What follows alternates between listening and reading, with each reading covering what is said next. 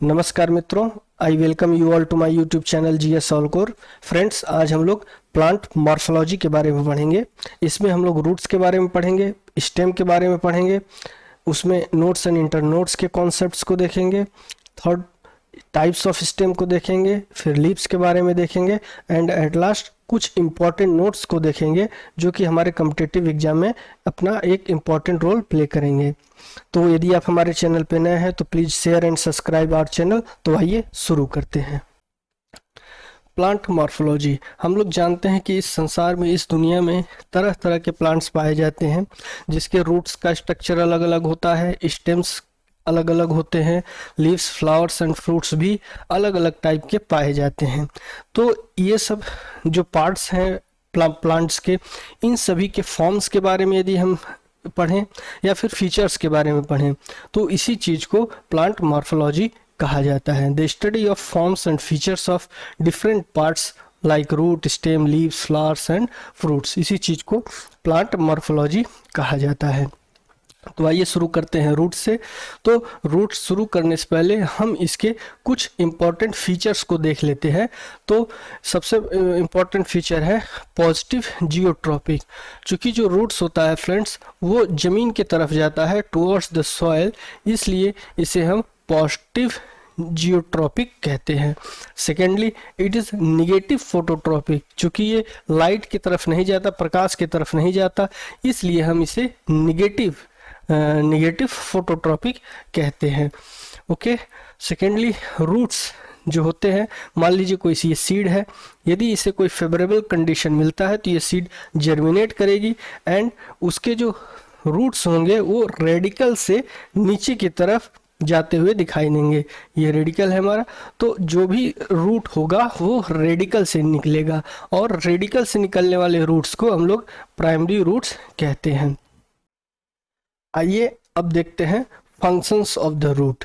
जैसा कि हम सभी लोग जानते हैं मित्रों, जो रूट होता है वो ज़मीन को जकड़ कर रखता है ताकि प्लांट्स को एक अच्छा सपोर्ट मिल सके। तो सबसे पहला और सबसे मुख्य बात तो यही हो गया कि प्लांट जो है, रूट होता है वो एंकरेज प्रोवाइड कराता है प्लांट को, मतलब सपोर्ट प्रोवाइड कराता है। ओके। नेक्स्ट जो टास्क रूट परफॉर्म करता है, स्टोरेज ऑफ द फूड। हम आगे भी पढ़ने को मिलेगा कि फ्यू मॉडिफाइड रूट्स होते हैं जिसका टास्क होता है फूड को स्टोर करना। यह भी एक बहुत महत्वपूर्ण जो है फंक्शन है रूट्स का। सेकेंड होता है लास्ट, रूट हेयर्स करते क्या है, एब्जॉर्प्शन ऑफ वाटर। जो हम इस फिगर में देख सकते हैं कि जो हेयर लाइक स्ट्रक्चर्स ये सब निकले हुए हैं, इसी को हम लोग रूट हेयर कहते हैं। और ये रूट हेयर का मोस्ट इम्पॉर्टेंट टास्क होता है absorption of water.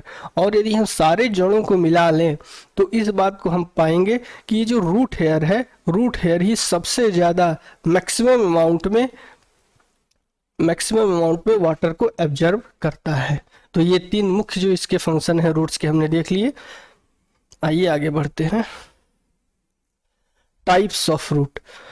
Types of root में हमने भी देखा कि यदि ये कोई सीड है तो इसमें यदि फेवरेबल कंडीशंस इसको मिलते हैं तो ये जर्मिनेट करता है, और जर्मिनेट करता है तो प्राइमरी रूट जो है इसके रेडिकल से निकलता है। जो रेडिकल से रूट निकलते हैं उसको हम लोग प्राइमरी रूट कहते हैं। ओके। और इस प्राइमरी रूट को जब भी हम कंसीडर करेंगे तो रेडिकल के साथ ही जोड़कर कंसीडर कर सकते हैं अथवा नहीं।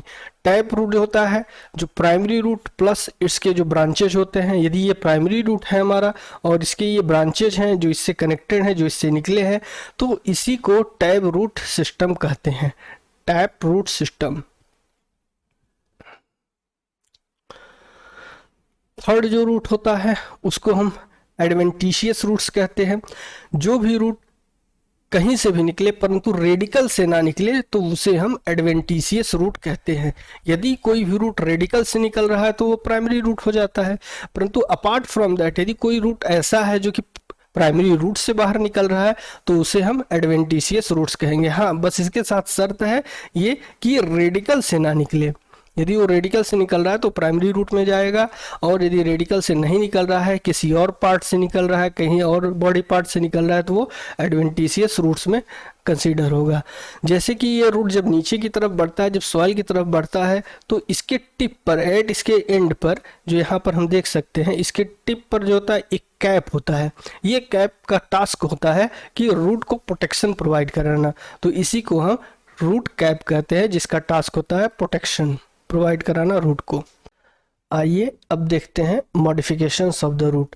हम लोग जानते हैं मित्रों कि जड़ का प्रमुखतः काम होता है वाटर तथा मिनरल्स को ट्रांसपोर्ट करना, साथ ही साथ प्लांट को एक सपोर्ट देना, परंतु कुछ रूट्स ऐसे हैं जिन्होंने अपने अंदर मॉडिफिकेशंस किए हैं ताकि वो प्लांट को स्ट्रक्चरल सपोर्ट दे सके, और जो भी खाना या फिर फूड प्लांट बनाता है उसको स्टोर कर सके, और साथ ही साथ रेस्पिरेशन को भी परफॉर्म कर सके।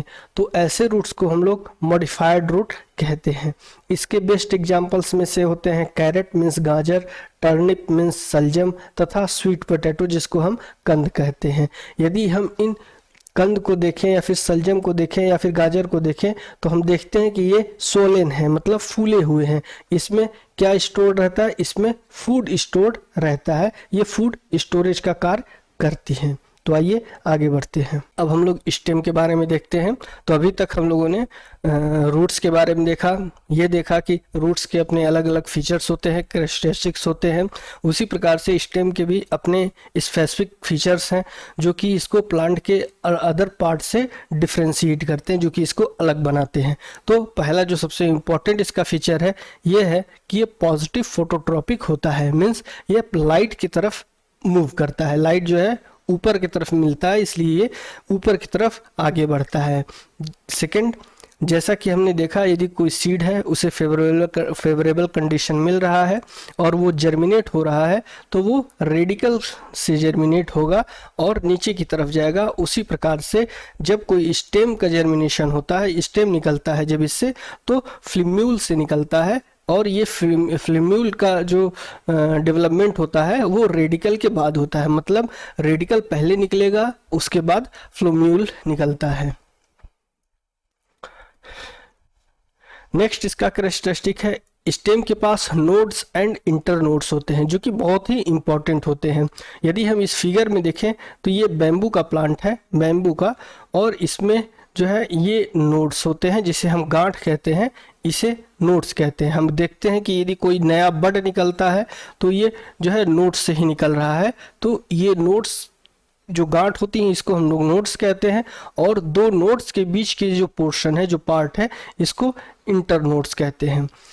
यदि हम एक एग्जांपल लें आलू का, तो आलू में हम देख रहे हैं कि यहाँ से इसके जो बड्स निकल रहे हैं इसको आँख कहते हैं, आई, और इसी आई को बायोलॉजिकल टर्म में नोड कहते हैं, नोड।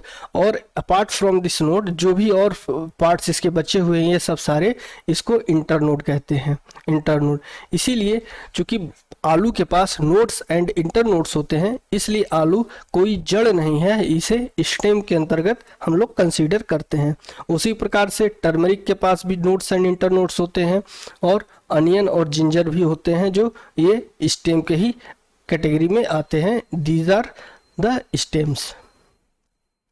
तो इस प्रकार से हम इस बात को समझ सकते हैं कि जो भी स्टेम होगा उसमें नोड्स एंड इंटरनोड्स होंगे, उसी के आधार पे हम इसे रूट से डिस्टिंग्विश कर सकते हैं। तो आइए आगे बढ़ते हैं।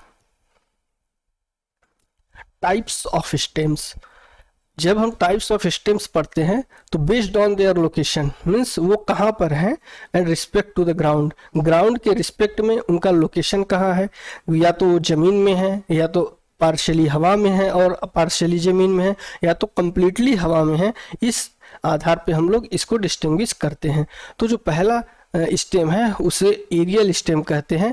जो ऐसा कोई पौधा जिसका स्टेम वाला पार्ट हवा में हो, मीन्स जमीन से ऊपर हो, उसे हम एरियल स्टेम कहते हैं। इसके अंतर्गत एग्जांपल हो गया शीशम का कोई पौधा है या फिर नीम का पौधा है, तो इसका हम स्टेम वाला जो पोर्शन देखते हैं वो ऊपर की तरफ रहता है, हवा में रहता है, इसलिए इसको एरियल स्टेम्स कहते हैं।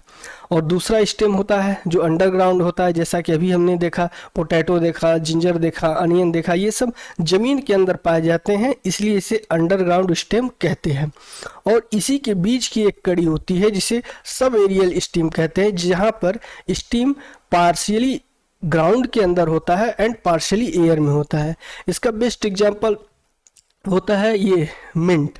और दूसरा जो होता है दूब का पौधा। हम लोग दूब के पौधे को देखते हैं, दूब का पौधा ऐसे ऊपर की तरफ जाएगा, फिर कुछ दिन बाद ये जो है ऐसे लेट जाएगा, जहाँ पर लेटेगा वहाँ जगह जगह पर क्या होते हैं, इसके रूट्स आ जाएंगे और वहाँ से दूसरे क्या होते हैं पौधे ऐसे जर्मिनेट करेंगे। तो ये पार्शियली क्या होता है, ग्राउंड के अंदर रहता है एंड पार्शियली एयर में रहता है, इसलिए इसको सब एरियल स्टीम कहते हैं। यहाँ पर एक बेस्ट एग्जांपल है, हम इस देख सकते हैं कि ये दूब का जो पौधा है ये नीचे की तरफ गिरा हुआ है और यहाँ पर जगह जगह पर क्या होते हैं जड़ निकले हुए हैं और इसी प्रकार से ये आगे ग्रो करता है। तो इस प्रकार से टाइप्स ऑफ स्टेम में 3 हमने देख लिया। तो आइए अब आगे बढ़ते हैं। अब आगे देखते हैं लीव्स के बारे में। जो पत्तियां होती हैं वो ग्रीन कलर की होती हैं और उनका मुख्य काम होता है फोटोसिंथेसिस करना। जब वो फोटोसिंथेसिस करती हैं तो फूड प्रिपेयर करती है, फूड बनाती हैं। हम लोग जानते हैं कि लीव्स में क्लोरोप्लास्ट नामक ऑर्गेनेल पाया जाता है और इस ऑर्गेनेल में क्लोरोप्लास्ट के अंदर ग्रीन पिगमेंट्स होते हैं और ये जो ग्रीन पिगमेंट होते हैं इसे हम क्लोरोफिल कहते हैं और यही क्लोरोफिल फोटोसिंथेसिस के प्रोसेस को करता है। हम लोग जानते हैं कि जड़ों से प्लांट्स बहुत सारे मिनरल्स को एब्जर्व करती है, वाटर को एब्जर्व करती है और डिफरेंट पार्ट्स में ले जाती है, परंतु जब वो डिफरेंट पार्ट्स में पहुंचते हैं तो वहां से पानी जो होता है वो इवोपरेट करता है, जिसे कि हम ट्रांसपिरेशन कहते हैं। यह लीव्स से भी हो सकता है, स्टेम से भी होता है एंड फ्लावर से भी होता है।